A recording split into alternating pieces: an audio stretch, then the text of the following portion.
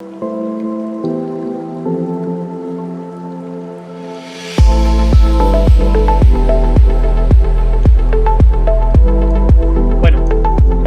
gracias por la espera. Como les decía, soy Sebastián. Yo no soy profesional en el tema, pero sí llevo harto tiempo leyendo como hobby el tema. De partir, quería expresar que mis opiniones son absolutamente personales y no necesariamente reflejan el pensamiento de Somos Trascender. El conflicto es complejo, tiende a generar discusiones apasionadas, involucra muchos actores locales, regionales y globales. Y lo importante es que recordemos que esto no es un partido de fútbol en que uno apoya a uno de los dos equipos, sino que son ambos pueblos que tienen reclamaciones justas ambos en un conflicto en que sufren civiles comunes y corrientes. Bueno, antes de partir, agradecer a Rodrigo y a la Fundación Somos Trascender por su confianza, así como también a Manuel Férez, especialista en Medio Oriente y Cáucaso, por sus enormes conocimientos compartidos, y a Víctor Toledo Selman por su asesoría en temas relacionados a Oriente Antiguo. Abordar un tema de esta índole requiere múltiples conocimientos y que va más allá de lo que uno puede hacer en 45 minutos. Entre ellos, derecho internacional, que no es un tema que realmente maneje. Historia antigua, nacionalismo árabe, geopolítica en general. Entonces, me gustaría recordar que es un poco complejo abordarlo en 45 a 60 minutos. Bueno, partimos con la clase brevemente. Introducción al conflicto palestino-israelí. La voy a dividir en tres partes. La primera voy a abordar generalidades y un contexto previo al sionismo en Palestina. Lo segundo es lo medular, que era una clase que yo ya tenía con anticipación, que abarca el periodo del mandato británico en Palestina, eh, entre 1918 y 1948. Es importante porque es un periodo de sentimiento y promesas incumplidas, traición, violencia. Chocan dos formas de ver el mundo, el occidental y el islámico. Y que aunque hay inicialmente una buena convivencia entre los locales con los recién llegados, el clima se empieza a caldear y los autores, si bien difieren en la fecha, 1929 es fijo o definitivo como un año clave en el conflicto. Me gustaría destacar que en este periodo el, el Reino Unido realiza o limita el proyecto sionista por medio de los denominados libros blancos, que vamos a ver que hay varios, y que si inicialmente se veía que era muy pro-sionista, luego se ve que ese apoyo británico cambia por necesidades propias del Reino Unido. El nacionalismo surge tardíamente en el mundo árabe.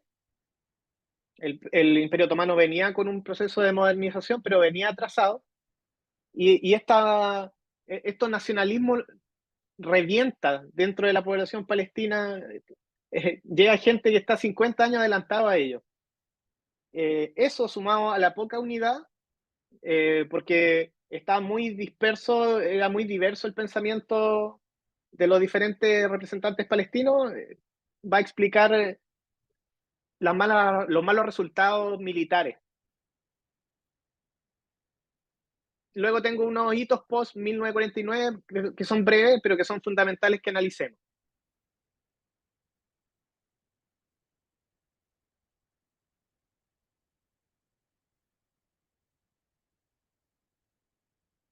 Bueno, a ver, ahí sí. Bueno, la comprensión del pasado.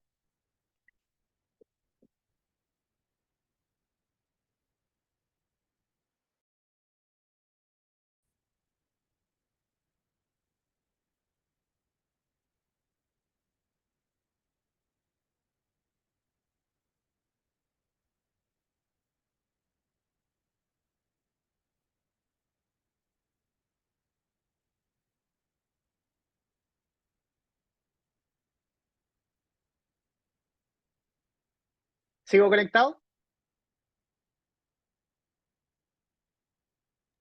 Sí, sigues ¿Me escu- conectado, continúa. Ok, es que tengo el computador. Ya, muy bien.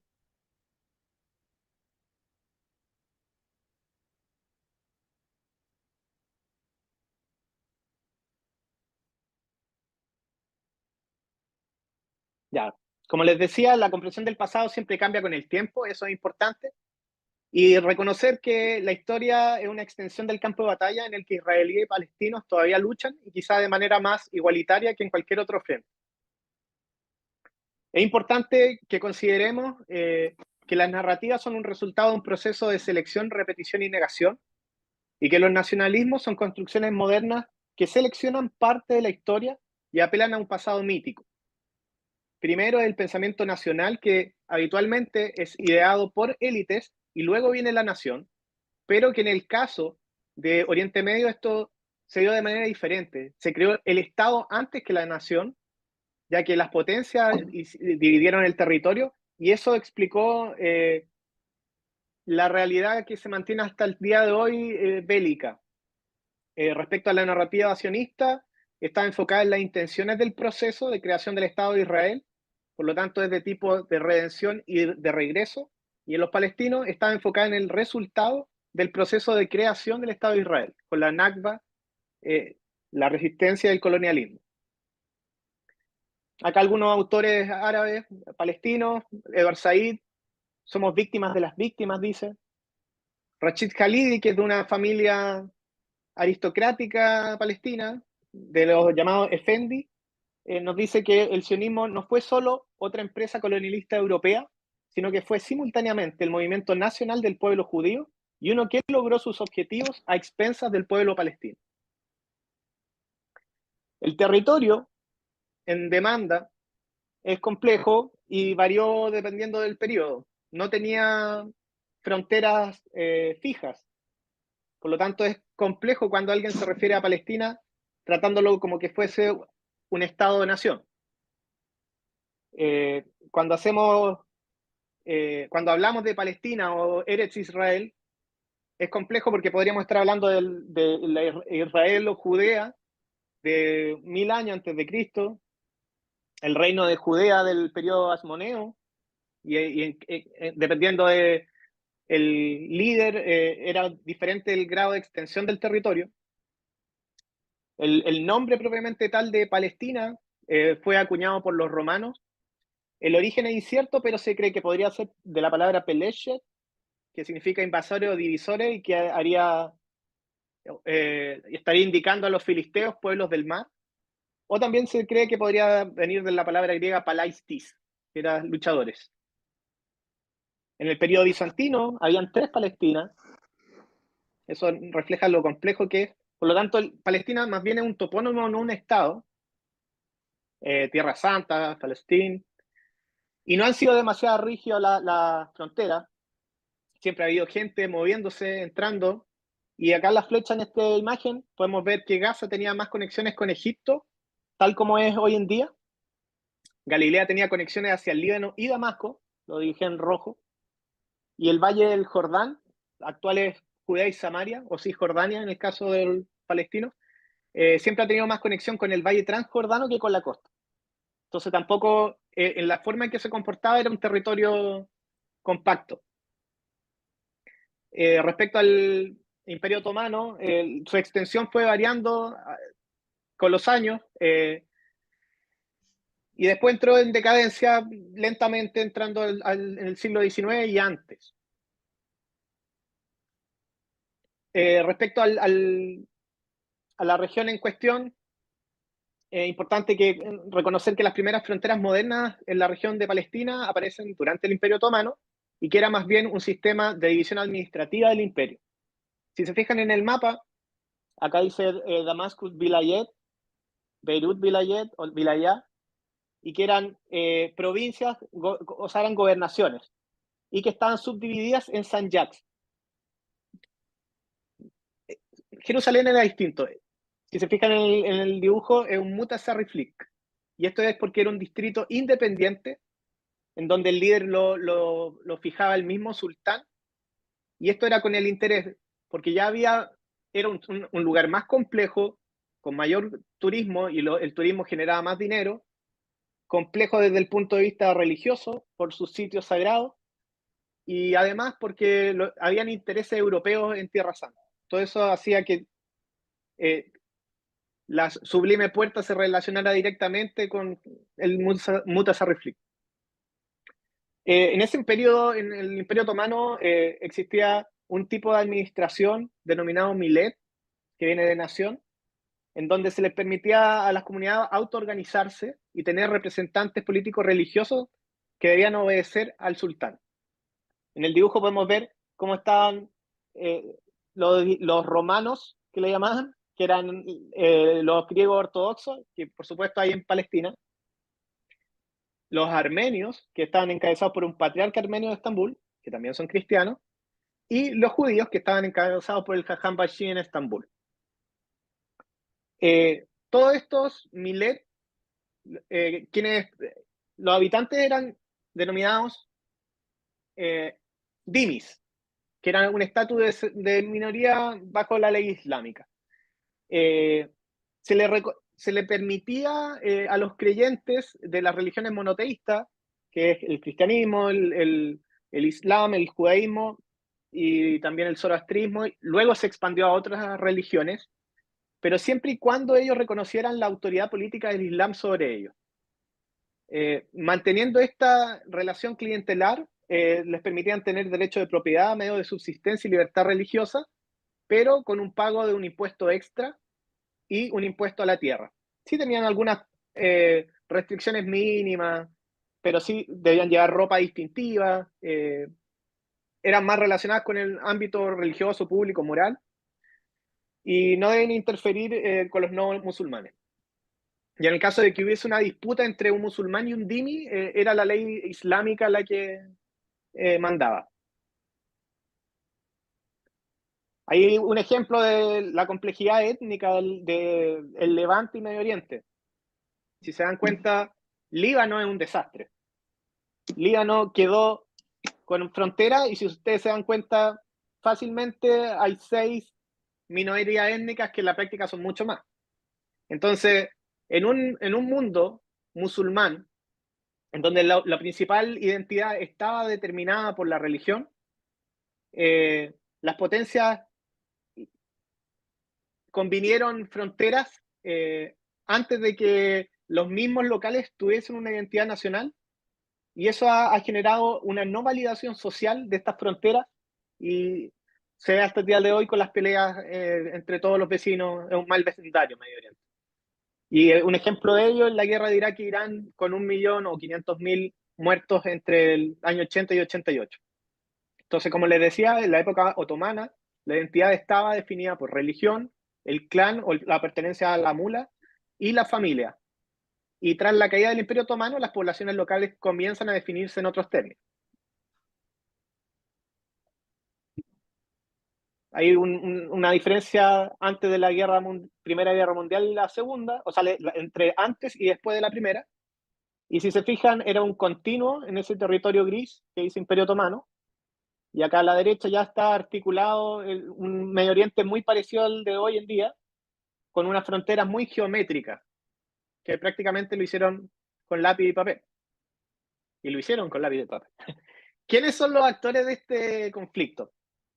Judíos y palestinos. Los judíos, después de la rebelión de Bar Kokhba, terminaron en una diáspora o galut, y se asentaron en diferentes territorios en todo el mundo. Podemos encontrar 3 grandes ramas: los sefaradim, los ashkenazim y los mizrahim. Los sefaradim eran aquellos descendientes de los españoles que habían habitado Sefarad, la España musulmana, tolerante en un periodo, después no fue muy tolerante, y sus descendientes, luego de la expulsión en 1492, habitaron también Grecia, Turquía, Bulgaria, norte de África, Países Bajos, y terminaron llegando también a Estados Unidos. En el caso de los alemanes, los ashkenazí, que es lo más conocido como el estereotipo de judío en Occidente, tendieron a asociarse en un lugar denominado zona de asentamiento, puesto que en un periodo existía mucho antisemitismo, eh, y Europa Oriental le daba más seguridad. Después eso se va a invertir y va a ser justamente ese sitio en donde van a ocurrir pogromos y van a vivir en condiciones miserables. Habían judíos en Alemania, etcétera, en diversas partes. Y los Mizrahim son los orientales que vivían en todo el mundo árabe y también en el norte de África, que también se les puede decir Magariba. Hay una minoría que quedó aislada, pero después con el establecimiento del Estado de Israel aparece que es Beta Israel, que son los judíos etíopes. ¿Qué es lo importante?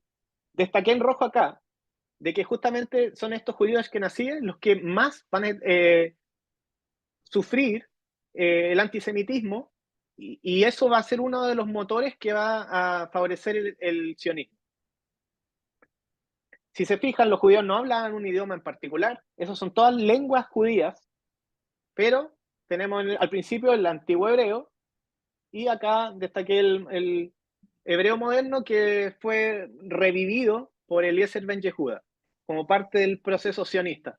Porque si se dan cuenta, esos judíos, más allá de la religión, en el caso de que no fuesen religiosos, no tenían nada en común, más allá de ser judíos, pero no tenían nada en común. Era la lengua, tenían una cuestión judía y una lengua los podía unir. Entonces, revivir una lengua, establecer una lengua común fue esencial para el éxito sionista. Respecto a los palestinos, los habitantes locales eran mayoritariamente musulmanes. Se estima entre un 75 y un 90% de mayoría sunita, pero también existía un porcentaje importante de cristianos, entre un 8 y un 10%, de diferentes tipos: griego ortodoxo, romano, melquitas, la iglesia armenia, algunos asirios, coptos, protestantes, y otras confesiones, entre ellas drusos, samaritanos y judíos. Los judíos eran un bajo número, era un 2 a un 5%. No todos eran ashkenazí, eh, mayoritariamente eran sefardí y mizrahim. Los drusos, una minoría étnica que escindió del Islam ismailita, chiita, y que se independizó, pero no obstante mantenía siendo, no era un dhimmi, no era considerado dhimmi, eso es lo importante. Por lo tanto, no eran comunidades de segunda clase, pero todos los demás sí.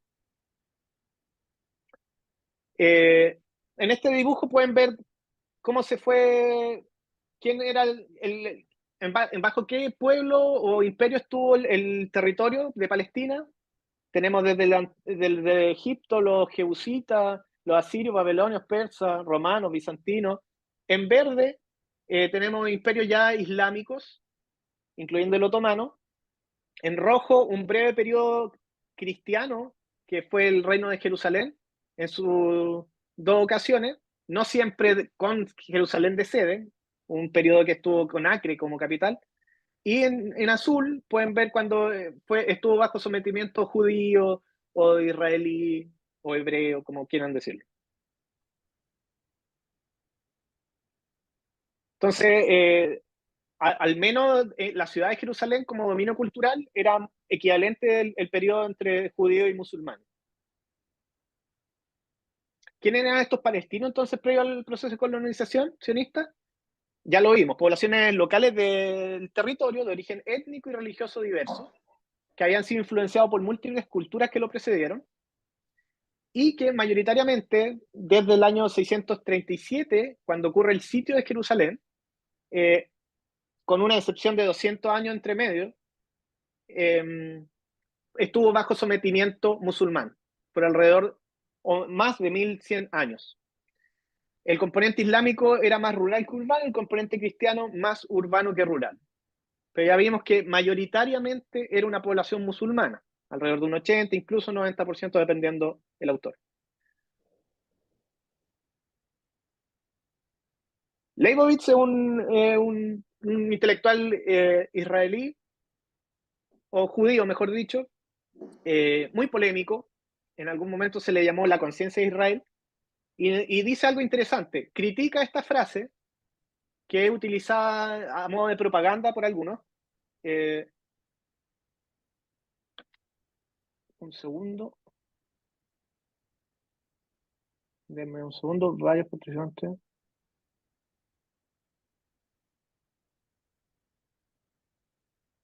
Yo no sé si hay alguien que esté fuera, yo creo que ha aceptado a todo. Bueno, eh, él criticaba frases de este tipo, como que el derecho del pueblo judío, el que impera sobre esta tierra, nuestro derecho por sobre el derecho del pueblo árabe palestino. Decía que este discurso no tiene justificación y se dirige en su totalidad sobre aquello que los lógicos denominan error categórico. Ningún pueblo tiene ningún derecho sobre ninguna tierra, afirmaba Yeshayahu Leibovitz. La tierra es un dato objetivo y en cambio el derecho y el pueblo son construcciones de la conciencia humana. Esto lo vamos a ver que es interesante porque puede darnos luces de cómo poder mediar o llevar a un acuerdo entre israelí y palestino. La cuestión judía, lo pasé muy rápido, pero es inevitable hacer un breve recordatorio. Tenemos la destrucción del segundo templo, la rebelión de Bar Kokhba, las expulsiones masivas en Europa a las que estuvo sometido por el antisemitismo y les quitaban sus bienes materiales, mitos como el libelo de la sangre, que si bien es un mito, hay un autor judío, creo que un hijo de un rabino italiano, que dice que existieron algunos libelos de sangre o algo parecido. No quiero entrar en esos detalles, pero en general quiero que entiendan que son mitos y responden al antisemitismo. Así como también a los judíos se les atribuía la peste negra, por mucho tiempo estuvieron en guetos. En este dibujo está la zona de asentamiento, lo que yo les dije, y donde el imperio zarista dejó en un territorio más pequeño los shtetls, que eran poblaciones rurales que tenían que estar aisladas de los demás y que a menudo eran víctimas de pogrom. Y ya en el último tiempo, con la aparición del nacionalismo y el nazismo, abundaron las teorías de la conspiración y el antisemitismo explotó. Y ahí tiene un ejemplo, el típico documento protocolo de los sabios de Sion, que aún es bastante popular en algunos círculos. El sionismo dio una oportunidad, una alternativa a la cuestión judía. Habían diferentes vías, la asimilación, partidos de izquierda muy común, sobre todo en el sitio de asentamiento, por las malas condiciones en las que estaban. El bundismo, que era un tipo de Esto parece como socialismo. una... ¿Cómo? Ya, creo que no hay Sí, preguntas. El bundismo, que era un tipo de socialismo, pero judío, y la ortodoxia judía, que ante el exceso de secularismo apareció una ortodoxia y hay una que tenía una rama que era sionista, que quería establecer un Estado-nación en algún territorio, idealmente Israel, y que dio origen al partido político Mizrahi, y el antisionista como Agudat Israel. Acá en la foto está Theodor Herzl. Theodor Herzl realmente es un genio. Vamos a ver por qué. Pero dentro del sionismo, uno de los primeros que dio luces de la posible solución a la cuestión judía fue Leo Pinsker, que habló que el pueblo judío debía liberarse, ser soberano, autónomo en un Estado propio para tener la posibilidad de elaborar sus propias leyes. Leo Pinsker, que si bien él creía en la escala, en la ilustración judía, las malas experiencias personales lo llevaron a la conclusión de que el pueblo judío debía autoemanciparse. Theodor Herzl, muchas veces conocido como el padre del sionismo, es el padre del sionismo político y la diplomacia internacional. En su libro Der Judenstaat, que es el Estado judío, explicó la problemática antisemita, planteó una solución y estableció y articuló cómo tendría que ser el régimen a nivel político, laboral, económico, social. Fue el arquitecto del Estado de Israel actual.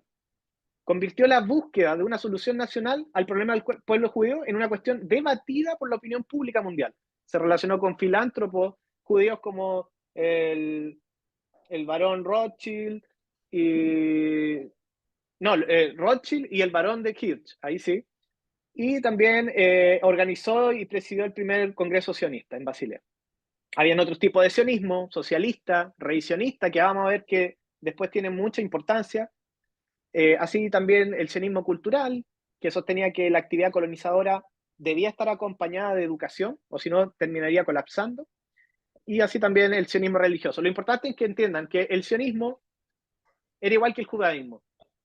En el fondo, como que no tenía nada que ver entre sí. ¿Pero qué tenía que ver? Buscaba una solución nacional al pueblo judío, pero era muy diverso. Shlomo Avinei, en su libro La idea sionista, dice, el sionismo constituyó la revolución más fundamental en la vida judía. Sustituyó la autoidentidad tradicional, ortodoxa, basada en la religión, por una autoidentidad secular de los judíos como nación. Es decir, fue un movimiento que logró transformar una religión en una nación. Antes era el Am Israel, se refería al pueblo de Israel, pero desde el punto de vista religioso. Ahora eran una raza. Y esto era ¿por qué? Porque en el mal llamado raza, en el fondo no es una raza, pero es porque también tenemos que entender el contexto en el que se sitúa. Eh, se, hay un furor por la genética, por las razas, hay teorías, aparecen los nacionalismos, y acá trataba de demostrar de que el judío, aunque dejara su religión, seguía siendo judío. Esto permitió cambiar una esperanza pasiva, quietista y piadosa del retorno a Sion, que es la Tierra Santa, Jerusalén, el Monte Sion, por una fuerza social efectiva que movilizó a millones de personas a Israel. Esto fue el origen de todo. Y si se dan cuenta, en la anterior diapositiva yo había puesto una palabra de Herzl que dice, en Basilea senté las bases del Estado judío. Si lo dijera en voz alta, todos se reirían de mí. Quizás dentro de 5 años, seguramente, dentro de 50, todos estarán de acuerdo conmigo. En su esencia, el Estado ya fue creado porque el pueblo desea hacerlo. Esos eran los judíos que habitaban Palestina antes de que llegaran las diferentes eh, migraciones sionistas. Ahí tiene un ejemplo de un judío ashkenazí, sefardí y mizrahi, y como habíamos dicho, 2 a 5% de la población de Palestina era muy poco. Como ya vimos, el concepto de Palestina era un concepto ambiguo. La Revolución Francesa, si bien comenzó a mejorar la situación de judíos en Europa y emanciparlo, especialmente en Francia, Holanda y Venecia, también supuso un miedo a la asimilación desde el punto de vista de la ortodoxia, y ya vimos que eso también generó ciertos movimientos. Sin embargo, pese al avance en Occidente, en Europa del Este, persistió este miedo a la supervivencia por los shtetl, y eso fue el motor para apoyar el sionismo. Hasta el 1880, el sionismo había sido más popular en Europa del Este. Tenemos que pensar que en Europa occidental vivían bien los judíos. Muchos se querían asimilar. De hecho, Theodor Herzl, inicialmente él quería asimilarse, él admiraba a la cultura protestante, pero sin embargo, su haber estado reporteando el caso Dreyfus, que fue un caso de antisemitismo en Francia, le dio a entender que realmente era necesario el movimiento sionista. Hasta ese momento habían alrededor de 20 millones de judíos, el 90% vivía en Europa y mayoritariamente en esta zona de asentamiento. 20.000 judíos solamente en Palestina, la mayoría en los lugares santos como Jerusalén, Tiberías, Hebrón y Safed, que son las 4 ciudades santas del judaísmo. Y eso. Después empiezan las migraciones. Hay varias migraciones y se les llama aliá. Aliá viene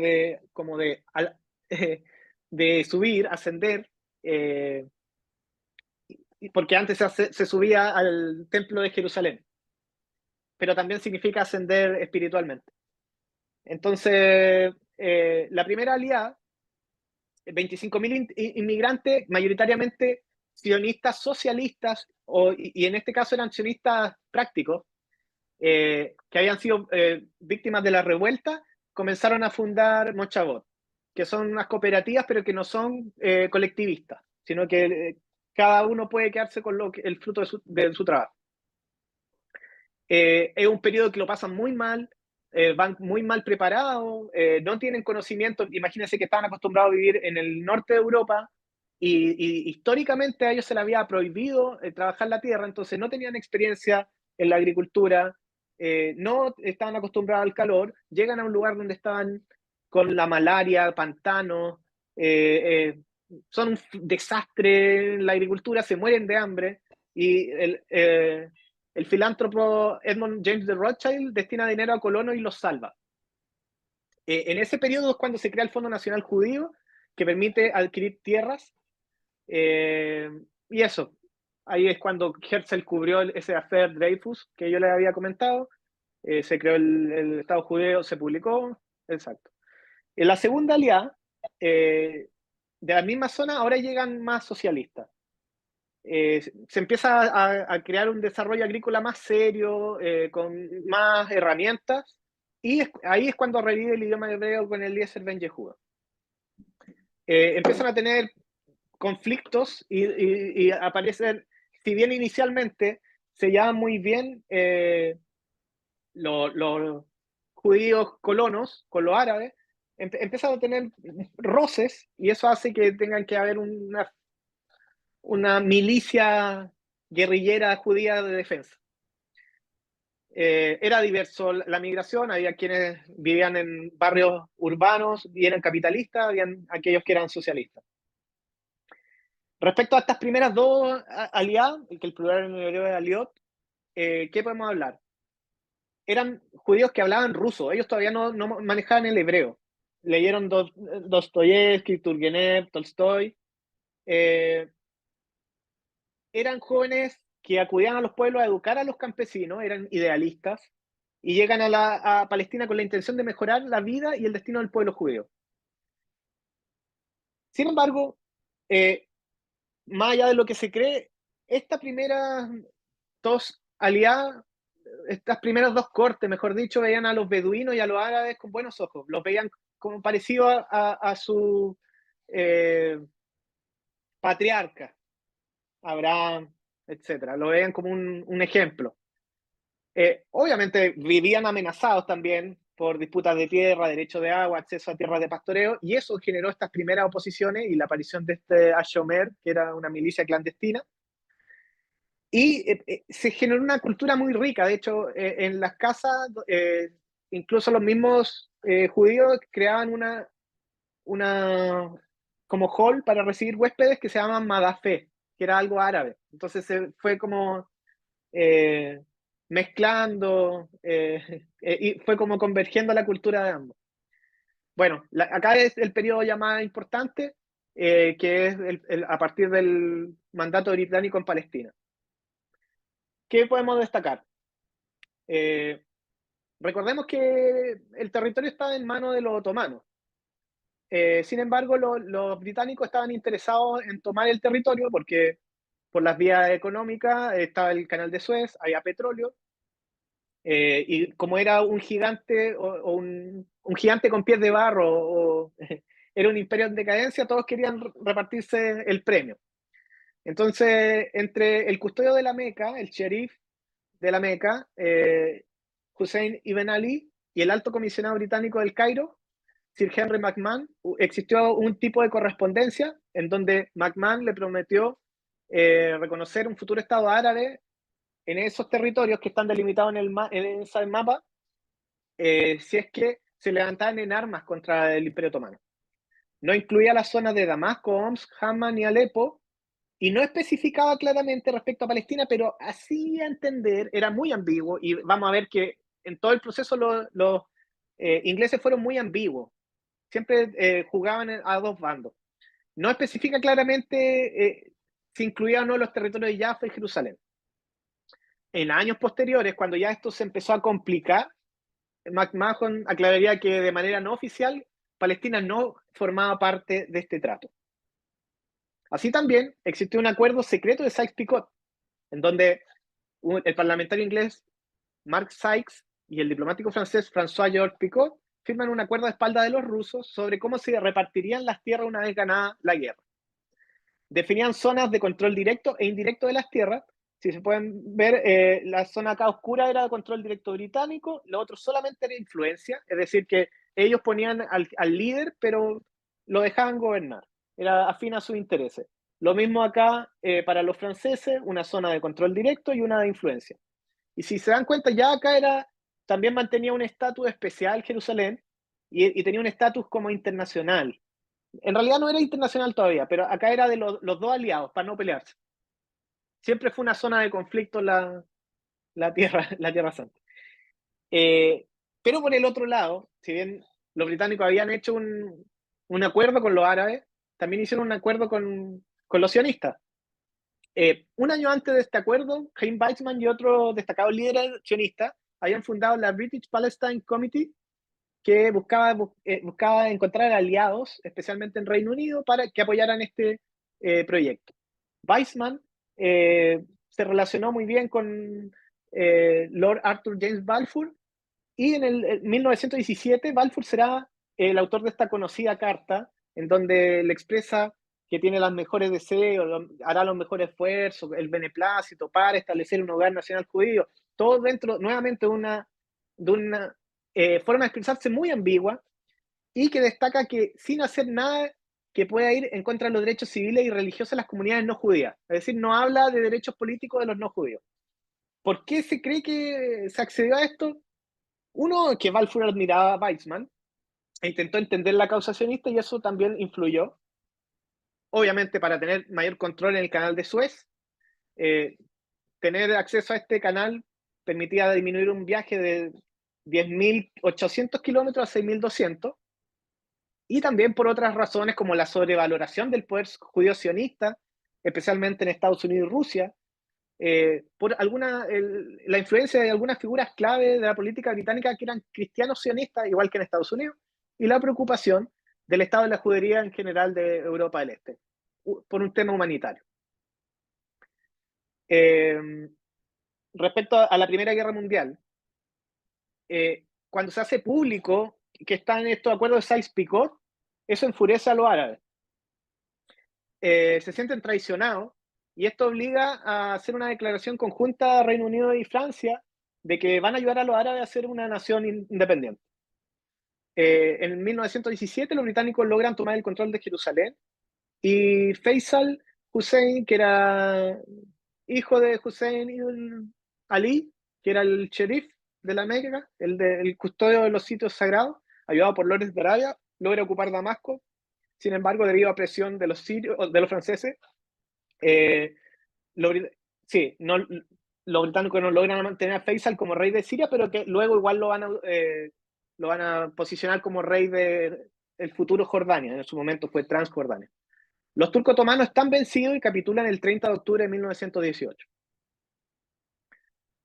El periodo posguerra es cuando se firma el Tratado de Versalles, creándose la Sociedad de las Naciones.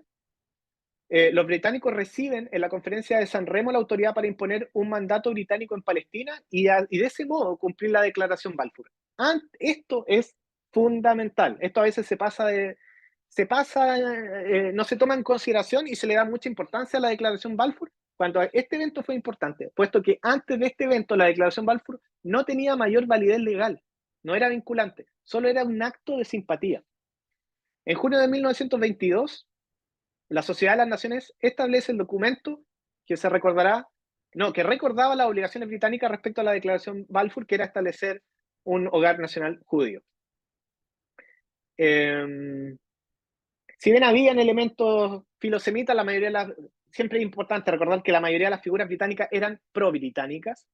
Acá les puse esta moneda porque muchas veces las personas creen que Palestina ya era árabe y muestran esta moneda diciendo, mira, mi moneda es antes que tu estado, pero si se fijan, esto fue acuñado por los mismos británicos, y como era parte de la empresa a establecer un hogar nacional judío, acá dice Palestina, que no hacía referencia a etnicidad árabe, sino que era al territorio, al mandato, y de hecho acá le ponen una Aleph y una Yud, que significa o se refiere a Eretz Israel, la tierra de Israel, que era un sinónimo de Palestina. El mandato británico opera por casi 30 años a través de una burocracia civil, y se crea un montón de infraestructura que va a permitir más adelante establecer el futuro Estado judíos. En este mapa, en lila era lo que originalmente pensaban los judíos que iban a tener como posible hogar nacional judío. En los dos colores, si sumamos el naranjo con el rojo, fue cómo se estableció originalmente el mandato británico en Palestina, pero finalmente se dividió el territorio y lo que está en rojo, que correspondía al 74% del territorio de la primera división del mandato británico, se dejó fuera de la declaración Balfour. Y aquí es donde se deja a... yo me había equivocado. Faisal fue rey de Irak y Abdala era de Transjordania. Se deja a Abdala, que también era hachemita, se deja como rey de este nuevo reino. Bueno, entonces, volviendo al sionismo, como un pequeño recordatorio, vimos a Leon Pinsker, vimos el juicio de Dreyfus, el Estado judío, después el primer congreso sionista que instó a formar un hogar nacional para los judíos. Herzl, que era el internacionalista, buscó por todos lados, tanto filántropos como autoridades, para internacionalizar la causa, sin mucho éxito, al menos desde el punto de vista de las autoridades.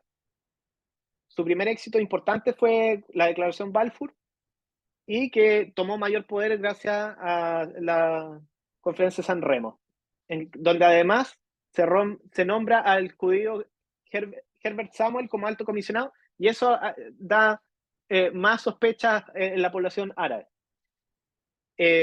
Como le había dicho, se crea un montón de infraestructura durante la administración inglesa. Estaban preocupados, si bien no estaba enfocada específicamente a los sionistas, los favoreció más a ellos, ya que ellos tenían mejor nivel de educación, era una cultura más similar, era una comunidad europea, tenían mayores tasas de alfabetización, y se construyeron un montón de cosas, carreteras, aeropuertos, etc.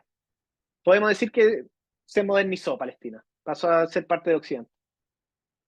Entonces, con la aparición o con el nombramiento como alto comisionado británico a Herbert Samuel, que era partidario de la declaración Balfour, esto hizo generar más sospecha en la población árabe y caldear más el ambiente.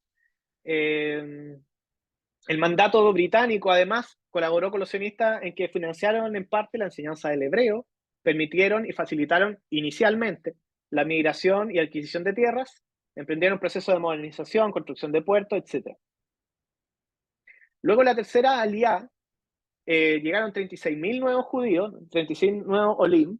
Con eso ya, si vemos acá abajo, ya tenemos un recuento de 116.000 judíos en Palestina. Sigue siendo un número bajo, de todos modos, pero es notorio cómo va aumentando la cantidad. Ante el buen panorama, llegan jóvenes predominantemente rusos, que pensaban que tenían el derecho de cambiar el carácter de Palestina pacíficamente en beneficio de todos sus habitantes. Nuevamente eran personas muy idealistas o naif. Bueno, y tras la Primera Guerra Mundial, es acá donde se articula prácticamente la misma infraestructura de Israel, guardando algunas excepciones, que se mantiene hasta hoy. Se genera toda una estructura paraestatal: bancos, clubes deportivos, confederaciones de trabajadores, seguros médicos, diarios, y generalmente ligado a ciertos movimientos, ya sea socialistas, nacionalistas, religiosos, liberales. Y por ejemplo, si ustedes se fijan en la organización de Israel, los clubes deportivos o los mismos seguros médicos, hay como Apoalim, que es laborista, o hay Maccabim, que los Maccabim eran más de corte liberal. Entonces, anduvieron muy bien. En 1920 se estableció el Keren Hayesod, que es el Fondo Nacional de Construcción para la Tierra de Israel, que era en el fondo un movimiento internacional financiero. Entonces eso permitía que las personas en la diáspora cooperaran con el proyecto sionista. Y en 1923 se crea la Agencia Judía, pero a partir, creo, de 1928 es cuando se oficializa realmente. Y la idea de crear esta agencia judía, la Sochnut, fue crear la base del gobierno electo tras la declaración no, fue crear un representante oficial de Israel en Palestina. Eso. Bien. ¿Cómo vamos con el tiempo? ¿Se están aburriendo? No, ¿Algún dale nomás. feedback? Respecto al desarrollo de la cultura judía, esta diapositiva me gusta mucho porque muestra la aparición del Sabra. Imagínense, eran diversos y el estereotipo del judío era este nerd leyendo textos bíblicos. Pero esto, como ya les dije, eran personas socialistas que buscaban crear un nuevo hombre y ellos se preocuparon de hacer a un judío muy físico, muy trabajador de la tierra, poder bajo sus propias manos tener el sustento, muy opuesto a lo que ocurría en Europa del Este. Entonces, dejarían atrás muchas características propias como la sensibilidad, el sentimiento de inferioridad, ahora eran unos tipos fuertes, y se crean brechas entre los que emigraron y los que nacieron allí.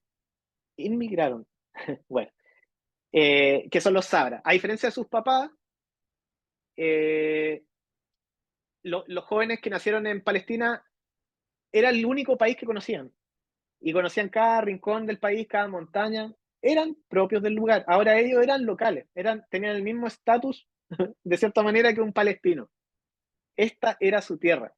Y eso creó problemas, porque donde los papás temían y además tenían cariño con los árabes, tenían esta relación compleja, estos jóvenes sabras ya ni siquiera les temían y ni siquiera los veían, los ignoraban, ya que para ellos este era su país, no conocían otro. Incluso si sentían compasión por los árabes, debían controlar sus sentimientos para poder luchar por el Estado judío. Entonces, acá es donde se empezó a cambiar el tema, donde los padres hablaban, esta generación es la que tuvo que combatir y actuar. Nacieron bajo una ideología de estructura institucional impuesta por sus padres, bajo sus mismos ideales, pero creían que podrían hacerlo mejor que ellos.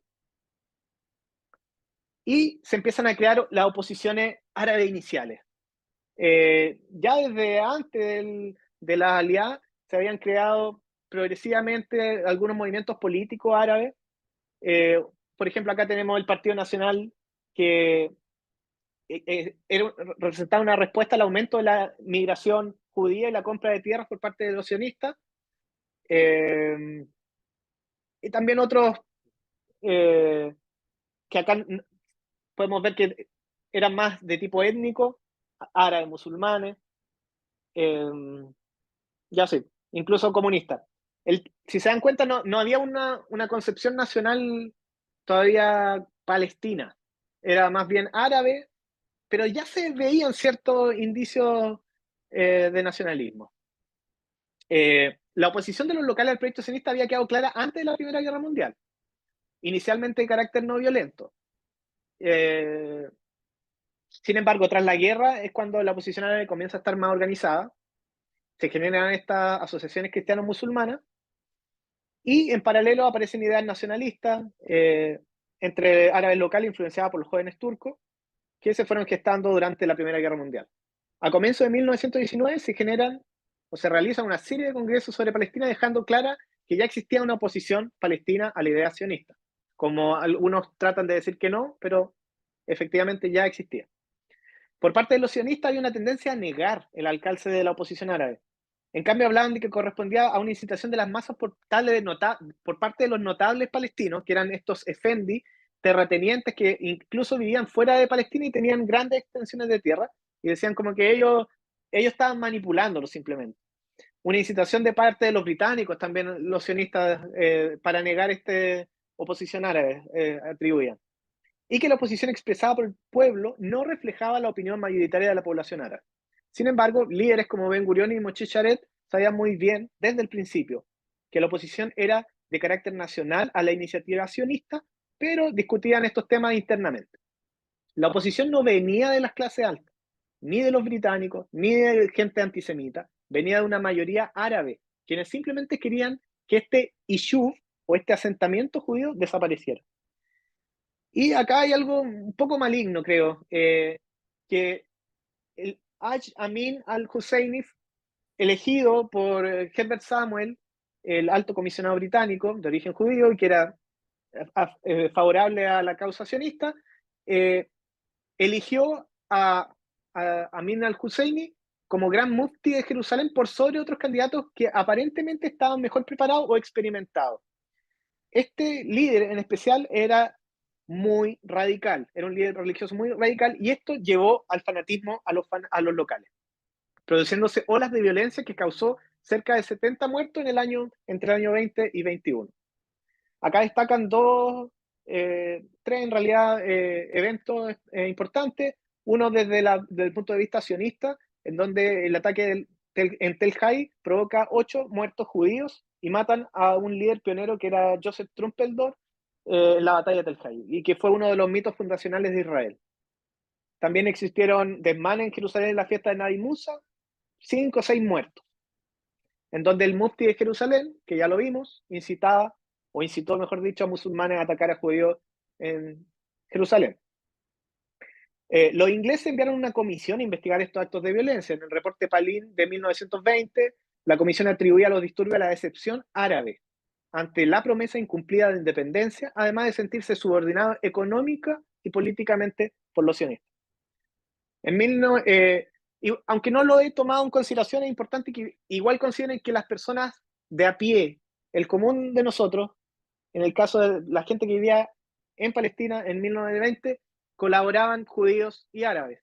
Esto solamente eran minorías.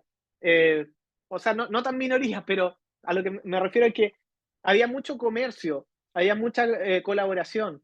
Los árabes vendían mucho más caros los productos a los judíos en sus ciudades. Entonces, los acuerdos comerciales al final terminaron favoreciendo el intercambio cultural y las buenas relaciones. En 1921 se generan desmanes tras manifestaciones entre comunistas y socialistas judíos, y cerca de 50 judíos son asesinados. Y muere un gran poeta que es Joseph Haim Brenner. Entonces ya estaba medio compleja la situación, y la violencia generalizada deja a los líderes sionistas de que su iniciativa en Palestina era muy precaria, y por lo tanto crean un grupo paramilitar que será la Haganá, y que pasa a ser el brazo defensivo de la oficialidad socialista que era dominada por Ben Gurión. Jabotinsky, sin embargo, que era revisionista y que ya lo habíamos visto, es importante entender que los revisionistas eran de corte más nacionalista, y en el caso de Jabotinsky, él creía que era necesario ser fuerte, porque él es una persona injustamente entendida en la historia, porque solamente lo tratan como un extremista, pero era un hombre muy inteligente, muy estudioso, y él entendió que existía este malestar árabe desde un inicio, y que desde el punto de vista militar estaban muy débiles los colonos judíos. Entonces él decía que al sionismo le faltaban músculos, le faltaba ejército. Y él siempre tuvo un rol importante en todo el proceso militar de Israel. En este periodo de caos, Reino Unido empieza a crear estos famosos libros blancos que, desde mi ignorancia, creo que solamente generaron más problemas en Palestina. El primero fue en 1922 por Churchill, que limitaba el ingreso de judíos a Palestina, así como también la compra de terreno. Es decir, estos británicos inicialmente ayudan a los judíos, a los sionistas, y después empiezan a cambiar, porque empiezan a ir en contra de sus propios intereses. Entonces ya no solamente se están enemistando con los árabes, se están enemistando con los judíos. Y como respuesta, los sionistas surge la APALA, o migración ilegal, o Aliyah Bet, que en el fondo era: migramos sin la autorización de los británicos, no nos importa, migramos ilegalmente. Entonces ya empezó a ponerse más bélica la situación.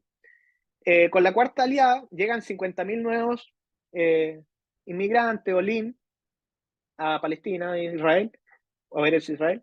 Y en 1925 fue un año clave, puesto que era la primera vez que Palestina se transformaba en el destino principal hacia el cual migraba la población judía. Tienen que pensar que inicialmente Palestina era muy poco europeo y las condiciones eran muy malas.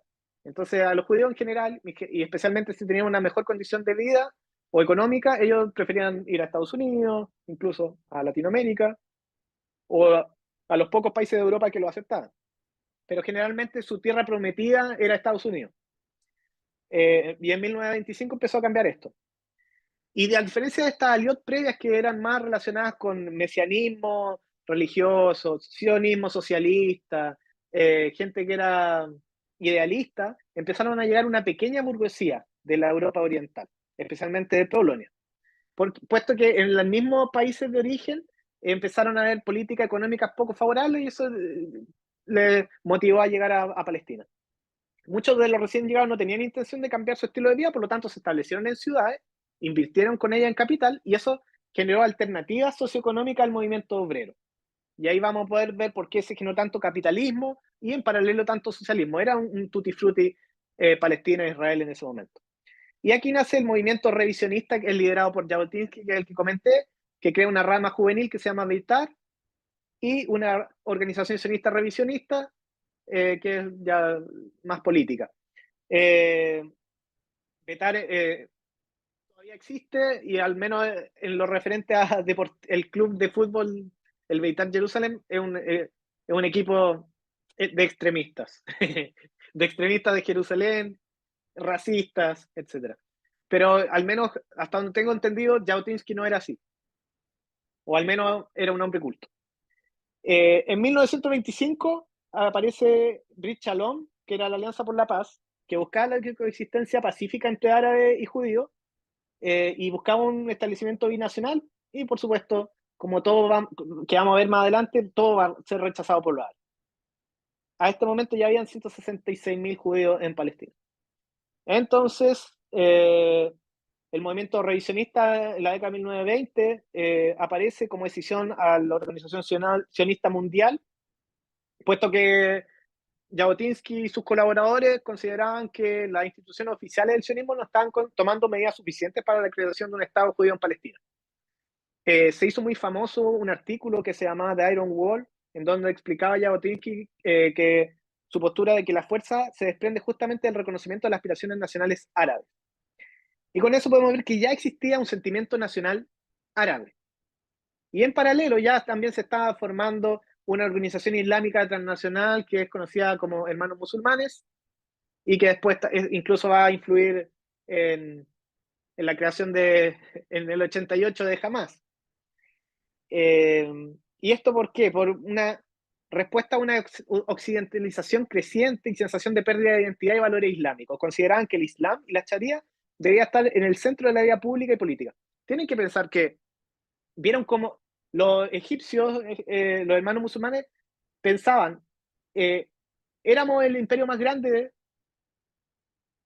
y nos volvimos débiles. ¿Por qué? Porque llegó Occidente, porque dejamos de ser como éramos. Y esa era una de las razones que lo motivaba. Buscaban una época gloriosa del Islam, una época de tolerancia, de poderío militar. Entonces buscaban coordinar el proceso de modernización, pero considerando aspectos del Islam. Este es el año cero del conflicto. Este es el año cero. Hasta antes podíamos decir que hayan revueltas, pero no podíamos predecir que esto iba a andar tan mal. A partir del 1929, los miedos y esperanzas de los árabes palestinos chocarán con las aspiraciones y frustraciones de los judíos. Por primera vez, el encuentro de estas dos naciones chocarán en esta tierra, dejando cientos de cuerpos mutilados. Luego de estos eventos, esta visión pacífica que tenían va a cambiar completamente y se va a mantener por décadas. Para los judíos, estos hechos serán prueba de la sed por sangre judía y barbarie árabe. Y desde la visión árabe, estos desmanes serán el legítimo levantamiento nacional.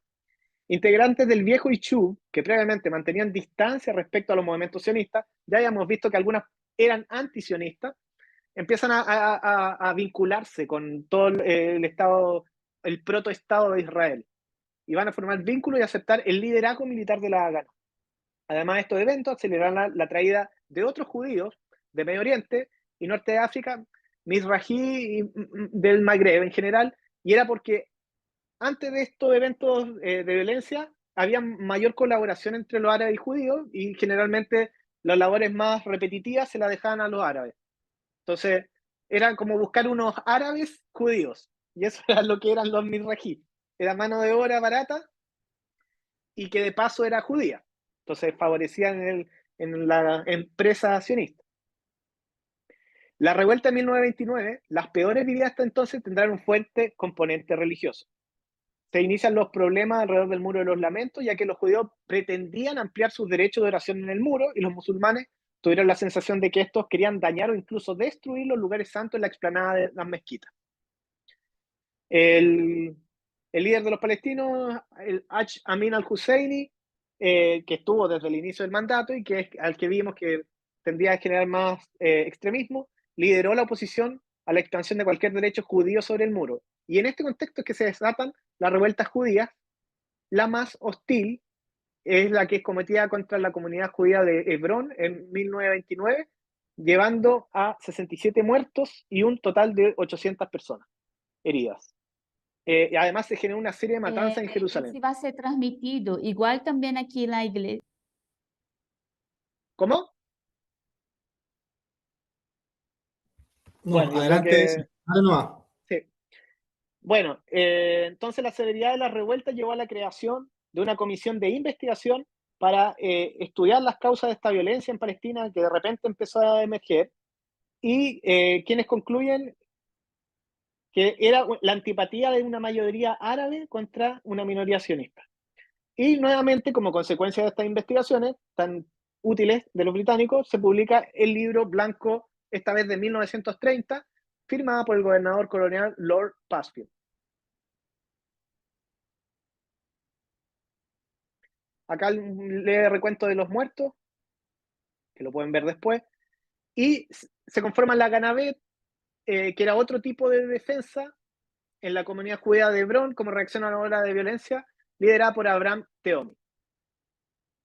Se empieza a cambiar la estrategia militar, ya más que se deja esta pasividad defensiva y con el paso se va a recibir a muchos integrantes del movimiento revisionista Betar, llevando a conformar una nueva organización paramilitar, el conocido como Etzel, que era liderado por Menachem Begin, que va a ser el futuro primer ministro de Israel. Y en el fondo ellos eran un poco más extremistas, ¿ok? Ellos sí perpetraban ataques terroristas. El Etzel llegó a tener 5.000 soldados. Como respuesta a esto, nuevamente otro libro blanco y que limitaba la inmigración judía. El Etzel, o Irgun, también llamado, acá tengo algunos de los eventos que realizaron: robo de armas y municiones británicos, atentado al Hotel King David, ataque a la prisión en Acre y la masacre de Deir Yassin, que es muy conocida por los palestinos.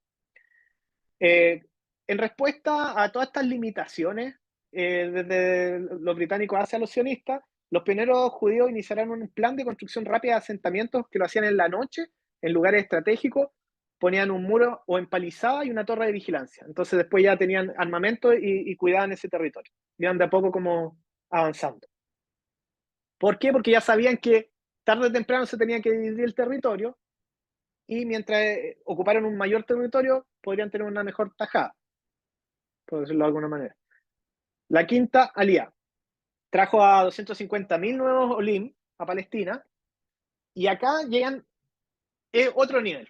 Llegan gente crack, altos profesionales altamente educados, Martin Buber, Gershon Scholem. Y si bien no era un 20 o un 40% de los alemanes, su aporte a la cultura fue significativo y de hecho se empezó a hacer clase en alemán en Israel. La agencia judía, creada en 1929, recibe reconocimiento oficial, era lo que habíamos comentado antes, y era comandada por Ben Gurion. No, me dicen que hay una persona afuera, pero yo no la veo. Me debería aparecer. eh, no veo a nadie que esté esperando. Bueno, un segundo. Entonces, la migración se intensifica a partir de 1933 con el ascenso de Hitler, provocando complicaciones legales y económicas hacia la población judía alemana, sumado a política de puertas cerradas en muchos países, ¿ya?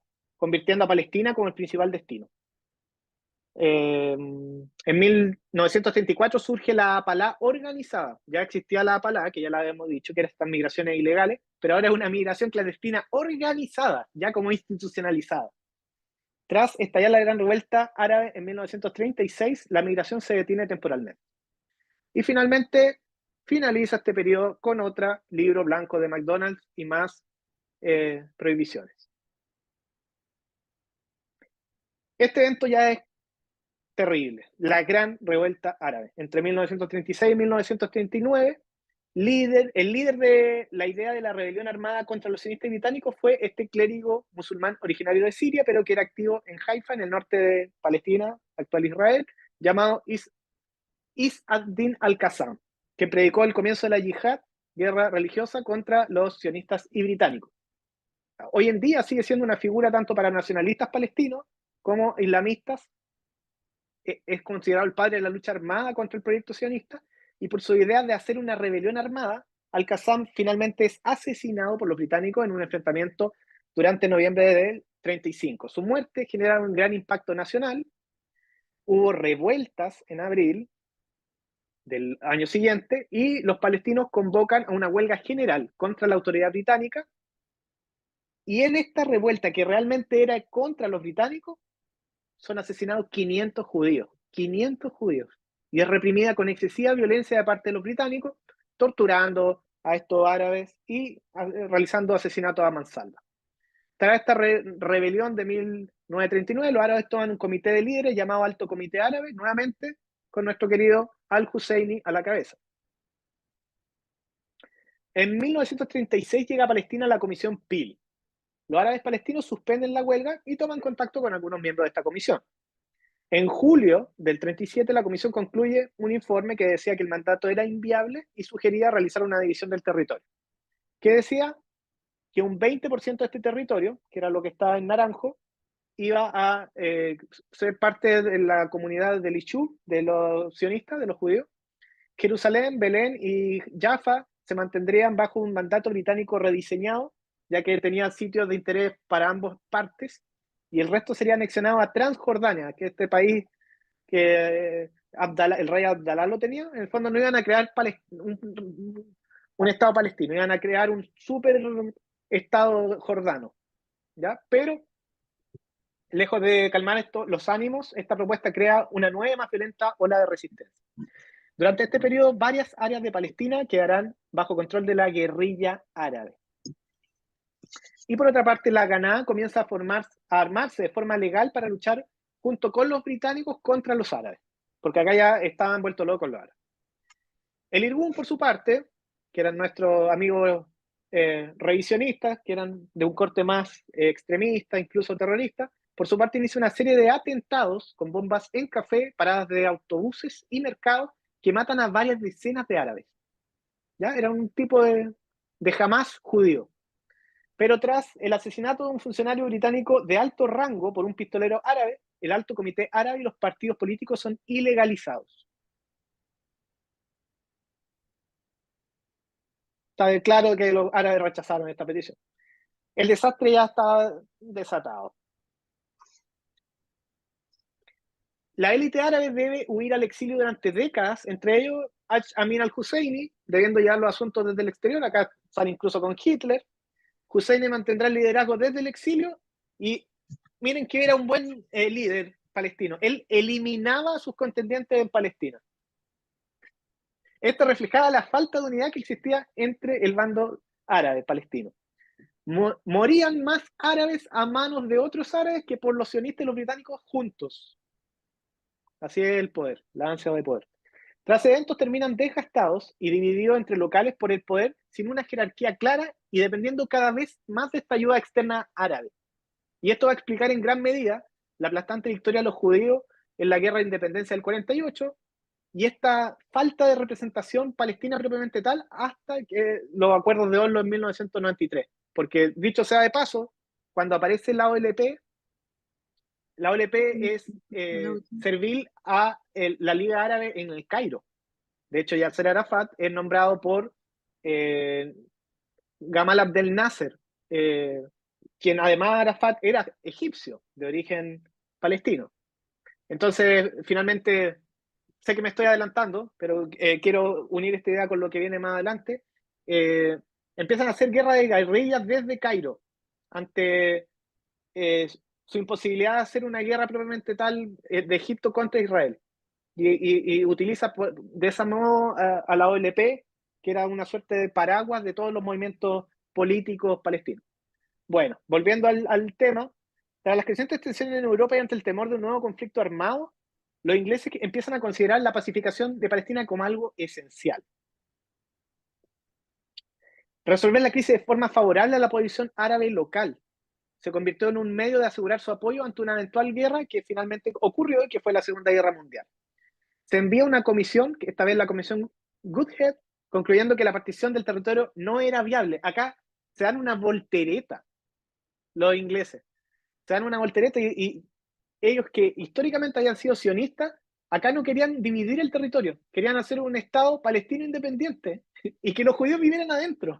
Finalmente, en 1939, los británicos descartan la idea de partición y reinterpretan las obligaciones del mandato, llamando a la creación de un hogar nacional judío dentro de un Estado palestino independiente. Además, nuevamente, limita la inmigración judía a un máximo de 15.000 judíos por año durante los próximos 5 años, otra vez con un libro blanco de MacDonald. La Segunda Guerra y la posguerra. A principios de la Segunda Guerra Mundial, Palestina al fin logró estar relativamente en paz y disfrutar de una prosperidad económica.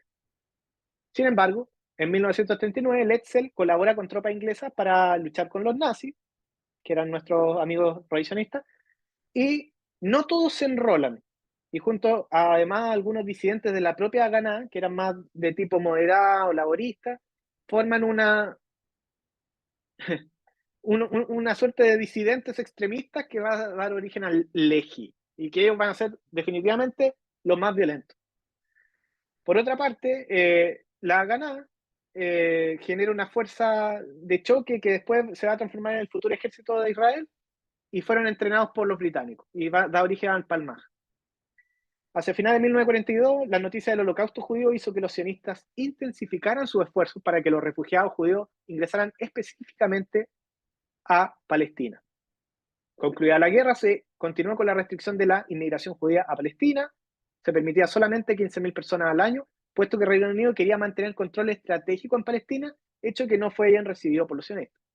En 1945, los sionistas comienzan una resistencia armada contra Reino Unido, o sea, contra los británicos en Palestina. La organización armada Haganah va a unir fuerzas con el Etzel y el Lehi, y estos dos últimos, que abogan más por tácticas terroristas, van a realizar esta operación y explosión del Hotel King David en Jerusalén, julio de 1946, en donde mueren 93 personas. Era la sede de la Comandancia Militar Británica y de la División de Investigación Criminal de los Británicos. O sea, era un ataque directo, un llamado de atención desde la comunidad sionista hacia los británicos. Aquí estamos, no jueguen con nosotros. 93 muertos. Gran Bretaña, debilitada económicamente tras la Segunda Guerra Mundial, decide entonces en febrero de 1947 entregar el mandato a Palestina a Naciones Unidas.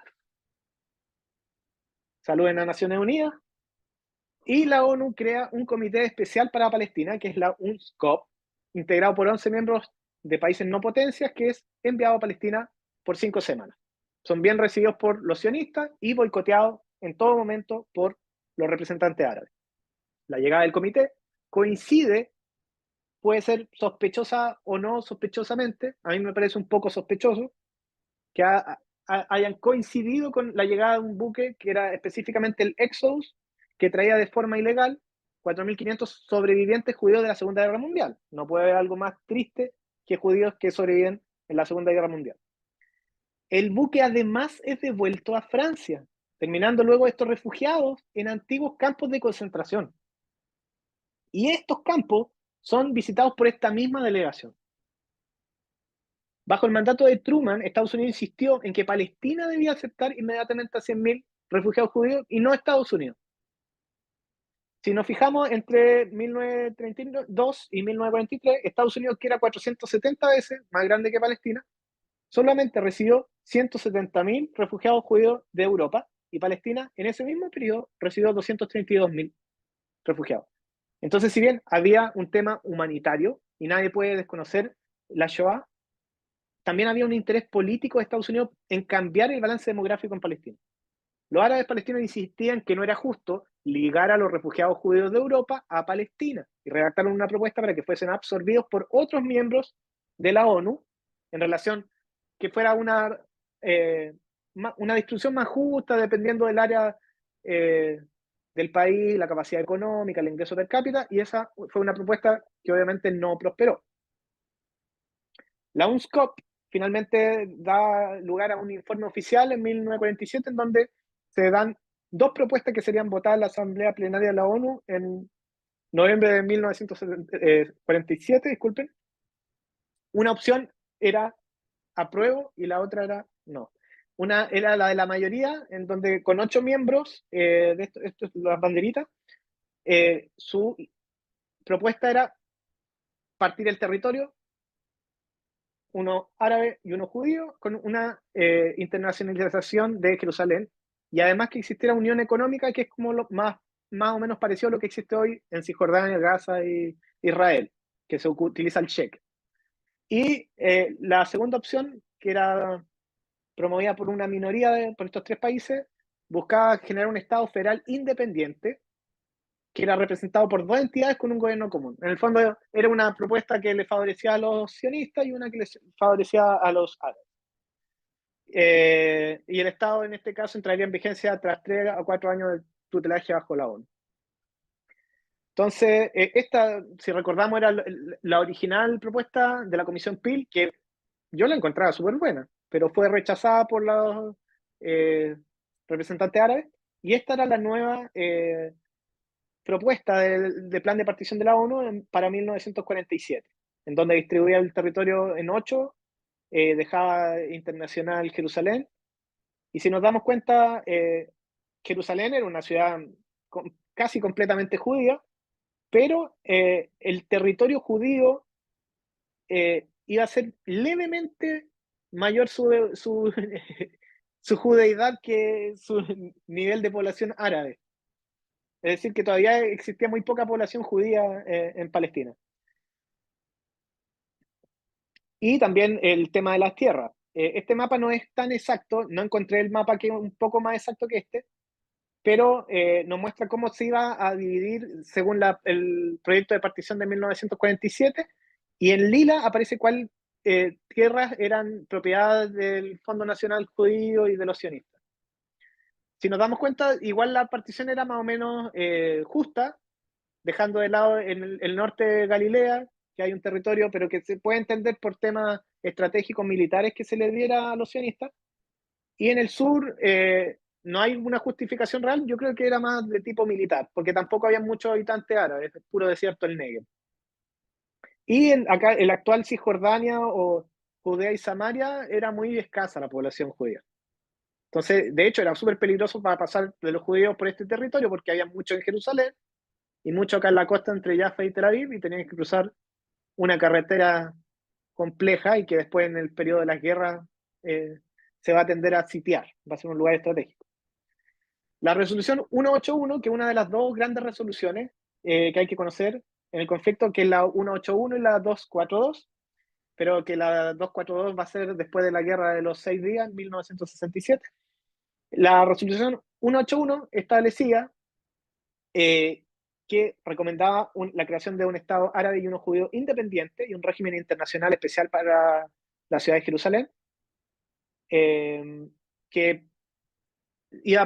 tenían que retirarse las Fuerzas Armadas progresivamente británicas, y que este plan iba a tener efecto una vez que ellos se retiraran completamente. David Ben-Gurión, por supuesto, junto a los laboristas, aceptan la partición.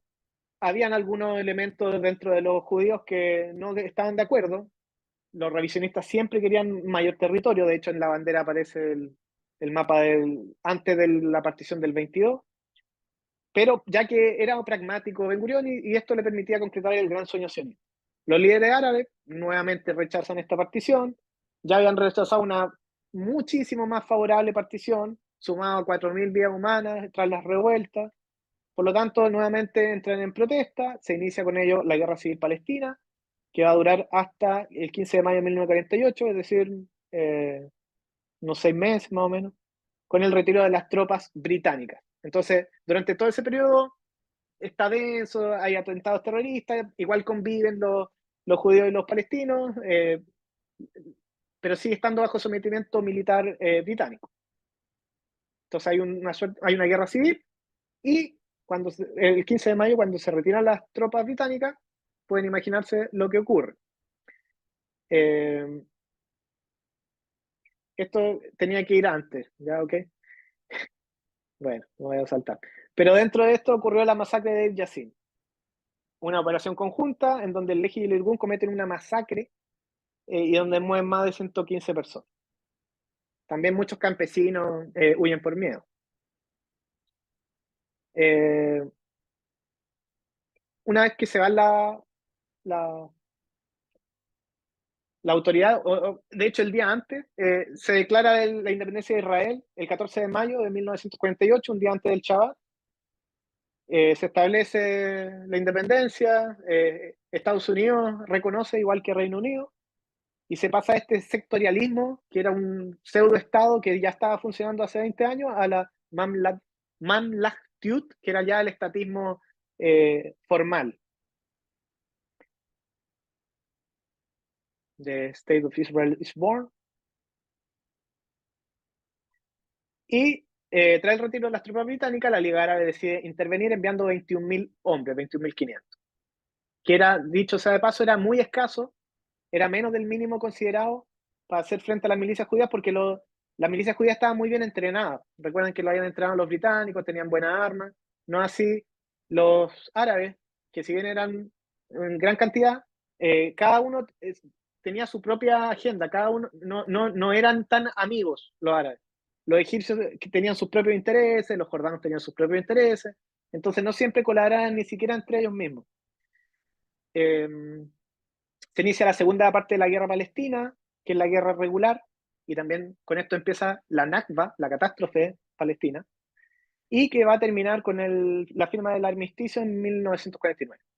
Los países árabes que participaron eran débiles económicamente y acababan de independizarse del tutelaje colonial, no tenían un comando unificado, perseguían sus propios intereses, no estaban bien entrenados, y lo peor de todo es que el rey Abdalá de Jordania había mantenido conversaciones secretas con los sionistas, habiendo transado no atacar a las milicias judías a cambio de que lo dejaran anexar parte del territorio asignado a los árabes palestinos, que esto era Cisjordania y Jerusalén Este. Al inicio, los árabes toman la ofensiva, se toman estas rutas, la ONU en 1948 tranza un alto al fuego de 4 semanas y esto favorece a los judíos, permitiéndole provisionarse de armas, especialmente de Checoslovaquia. Y cuando reanudan estos enfrentamientos, los judíos sionistas logran una victoria decisiva mediante la operación Dani, en donde logran capturar estos territorios que comunican Tel Aviv con Jerusalén, y eso les permite evitar que se mueran de hambre los judíos que estaban en una especie de cárcel. Era como la Gaza de ahora. Jerusalén está rodeada por territorio árabe, con escasas poblaciones judías, y gracias a la operación Dani, los judíos lograron favorecer el transporte hacia Jerusalén. En julio de 1948, el segundo alto al fuego, y la ONU designa al conde Folk Bernadotte como mediador del conflicto. Hay algunas imágenes de la Nakba. Este nuevo mediador de la ONU trabaja incansablemente para llegar a una solución. Sugiere este nuevo plan de partición y describe que sería una violación de los principios de la justicia elemental si estas víctimas inocentes del conflicto se les negara el derecho a regresar. Bernadotte se opuso a que los sionistas tomaran posesión de la región del Negev, ya que los sionistas ya habían tomado posesión de Galilea del Oeste. Además, propuso la internalización de Jerusalén. La propuesta de Bernadotte fue vista con malos ojos por los sionistas, obviamente, y finalmente asesinado por miembros del Lehi. el 15 de octubre, Israel rompe la segunda tregua, invade el Negev, toma posesión del 78% de Palestina, más de un 50% de lo que originalmente se le había asignado, y el sucesor de Bernadotte, que es Ralph Bunche, será quien dirija las negociaciones y el armisticio. Y ahí se fija esta línea verde, que se llama línea verde porque era verde el lápiz con el que se dibujó en el papel, y que va a ser que defina la frontera de Israel hasta la guerra de 1967. Entonces este era el original plan de partición de 1947 y este fue el del 49. Aquí aparecen los refugiados palestinos, que originalmente eran 600.000, 700.000 y ahora son 6, 7 millones y están entre Jordania, Líbano, Siria, Cisjordania y la Franja de Gaza. El tema es que son definidos diferentes que los demás refugiados que los define ¿cómo se llama? Bueno, se me olvidó. Pero en este caso se transmiten a los descendientes y eso ha permitido que vayan aumentando. Además que no se aseguran de que reciban la ciudadanía en el país de destino, que se puedan asentar, etc. Y esto es una de las grandes piedras de tope para la resolución del conflicto palestino-israelí. Porque en el caso de que si regresaran al mismo lugar en donde fueron retirados de sus hogares, como dice acá, forzados a huir, tendrían que llegar mucho a Israel y cambiarían el porcentaje étnico y dejaría de ser un Estado democrático, pero judío. Entonces eso es uno de los grandes temores de Israel. Hay un montón de campos de refugiados en Jordania, Cisjordania, Gaza, Líbano. Esto como recordatorio, acá está Jandala, el símbolo de la resistencia palestina. 250 aldeas palestinas se convirtieron en las fuerzas hebreas o israelíes. Algunos historiadores aparecieron 30 años después con la desclasificación de documentos, entre ellos Ilan Pappé, que de todas maneras es el más polémico. Le estoy dando el ejemplo más extremo. Los otros historiadores israelíes, los nuevos historiadores de los 80, Abishline, Benny Morris y Tom Selleck, no piensan lo mismo. Pero en el caso de Ilan Pappé, considera que las masacres llevadas a cabo por esta brigada sionista no tenían en absoluto un carácter marginal, sino que formaban parte de un plan claro y con una intención preconcebida. Las narrativas y mitos sionistas intentaron borrar el verdadero horror que supuso la Nakba, ¿ya? Y como les dije, ya. Y respecto a algunos hitos del post de 1949, les quiero hablar, ya les comenté de la OLP, de Hamas, la guerra de los 6 días, me interesaría decirle un poco. Generó un terremoto territorial en Medio Oriente. Israel llegó a tener todo el Sinai. Miren, fíjense, el territorio es mucho más grande que todo Israel. De la noche a la mañana. Tomó el Alto del Golán, que todavía lo tiene. Controló también Gaza y Cisjordania. Fue una derrota aplastante, humillante para el nacionalismo árabe. Redefinió el conflicto palestino-israelí. No había un plan de parte de los israelitas. Ellos simplemente utilizaron la oportunidad, era una guerra de tipo defensiva, y de hecho, quien había iniciado esta guerra había sido Nasser, que en un sitio que era custodio de Naciones Unidas nuevamente, que era un sitio desmilitarizado. Nasser simplemente le dijo: tengo mis tropas, tengo mis tanques, retírate, y la ONU accedió a retirarse. Era un territorio desmilitarizado que había sido custodiado tras la guerra del Canal de Suez en 1956. Esto dividió a la sociedad israelí en dos bandos, en una izquierda que estaba dispuesta a entregar territorio a cambio de paz y en una derecha que quería mantenerse en estos territorios porque proveían profundidad estratégica. Si se fijan, es muy chico Israel, es muy rápido llegar y tirar un misil, ya lo vimos actualmente con el caso de Gaza.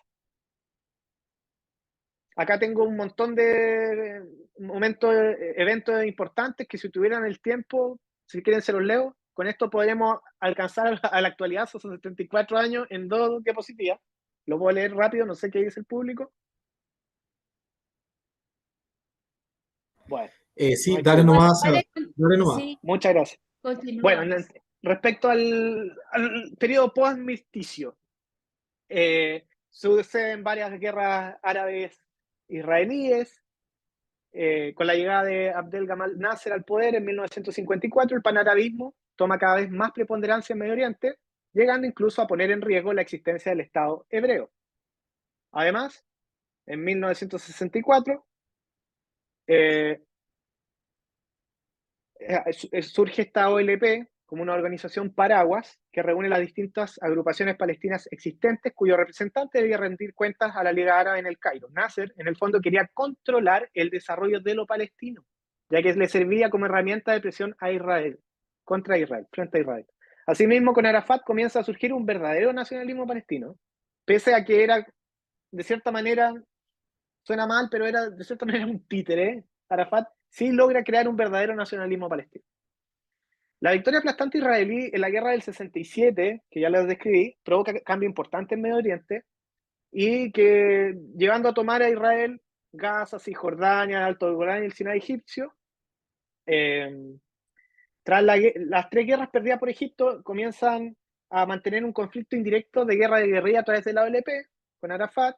La intención en el fondo era recuperar el Sinai y que el mensaje era que cualquier problema con la OLP, Israel tenía que comunicarse con Cairo. Con la llegada de Anwar al-Sadat a Egipto,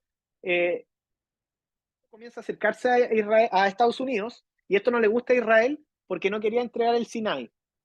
Golda Meir fue muy reacia a hacer la paz con Egipto.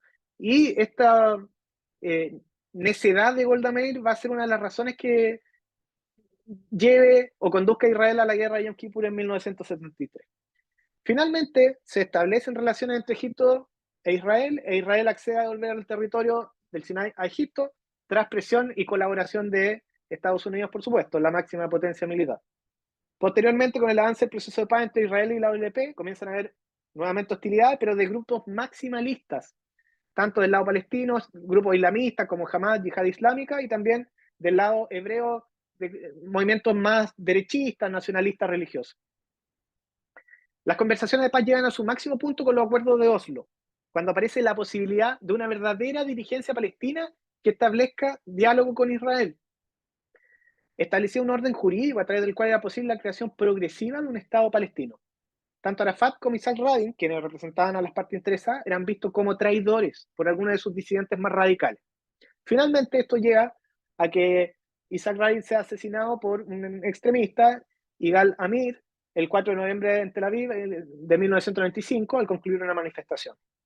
Esta situación no hace más que polarizar una situación que ya venía de por sí compleja, y desde entonces Israel ha mantenido una política más enfocada en su seguridad, sin realizar esfuerzos suficientes para avanzar en una solución del conflicto. Por el contrario, no se ha limitado respecto a la continua colonización en Cisjordania por parte de civiles israelíes, en un territorio que, de acuerdo al derecho internacional, está ocupado y en disputa, lo que dificulta aún más alcanzar una posible solución con los palestinos. La extrema derecha es así de extrema, que pongan atención los políticos en Chile, y los grupos nacionalistas religiosos han ganado espacio político, permitiendo mantener a Bibi Netanyahu en el poder, pese a que su cada vez menor aprobación. Su coalición actual ha hecho más compleja la convivencia. El pueblo palestino, que continúa sin tener un Estado propio, ha sufrido las consecuencias de una mala gestión de sus gobernantes, buscando en el peor de los casos la concreción de actos terroristas para fines políticos. Las malas condiciones en Gaza desde el retiro del 2005 han favorecido a que el grupo Hamas haya ganado popularidad, gracias también a su ayuda social que provee a los civiles, y esto a su vez le ayuda a él, facilita la cooperación de los civiles con la causa y el adoctrinamiento que le permite reclutar nuevos integrantes a su organización. La OLP actualmente es administrada, o sea, la OLP actualmente administra Cisjordania, y si bien es un actor que se puede conversar y colabora con Israel, es visto por su pueblo como un gobierno débil, corrupto. Mahmoud Abbas, el presidente electo de 2005, ha permanecido en un poder hasta ahora sin llevarse a cabo nuevas elecciones. El grupo fundamentalista Hamas, por su parte, en Gaza, no representa actualmente un actor con quien se pueda establecer relaciones serias.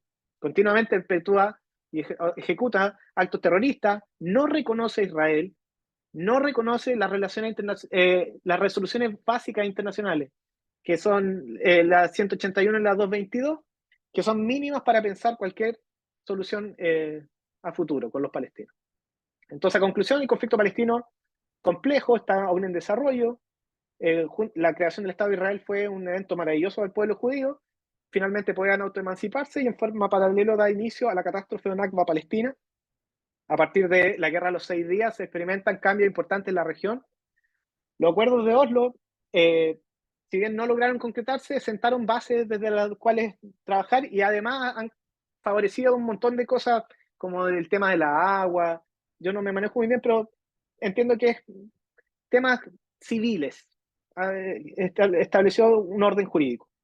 Respecto al retiro de Gaza, no resolvió el problema, más bien empoderó a Hamas.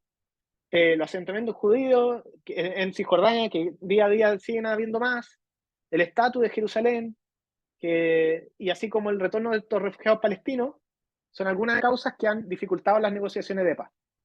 Es bueno recordar que ambos pueblos, naciones, tienen tantos reclamos legítimos como también maximalistas, y que son estos últimos que impiden el avance en los procesos de paz.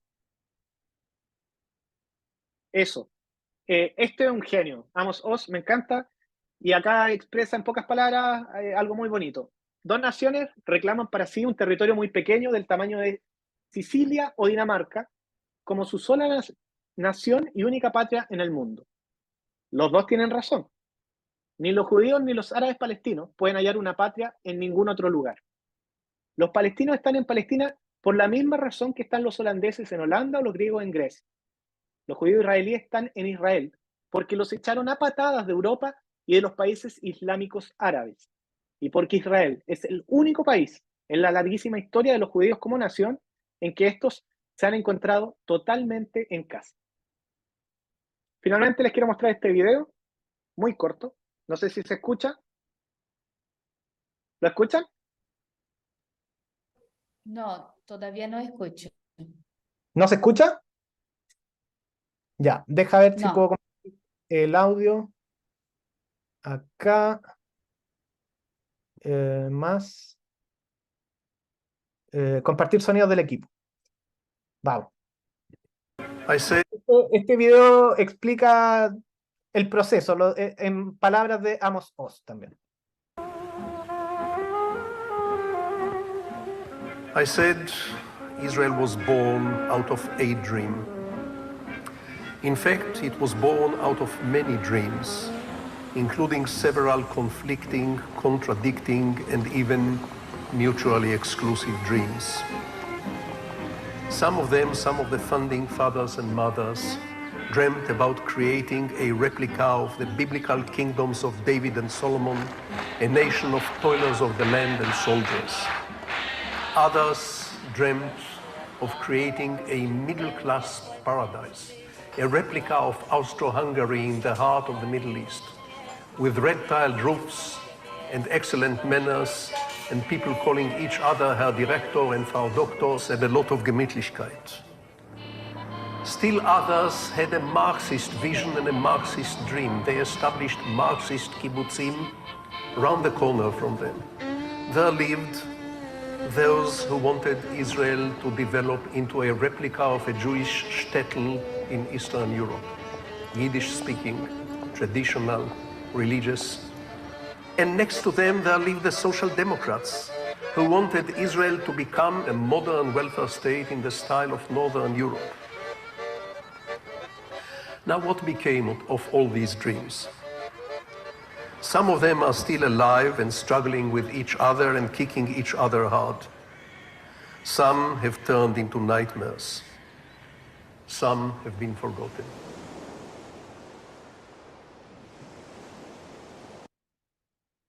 Y eso ha sido la presentación. Les recomiendo ver esas películas, sobre todo Jerusalén, pero ninguna es tan buena, pero las dos son buenas.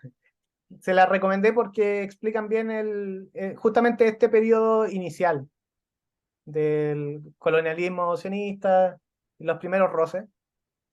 Y también este libro de Gudrun Kramer. Eso. Quedo atento a las preguntas o cualquier cosa. Gracias, Sebastián, por tu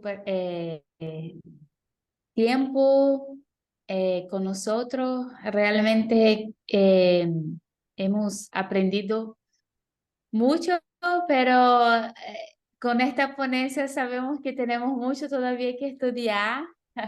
Más adelante espero que vuelvas a nuestra casa ahí para hablar un poquito más.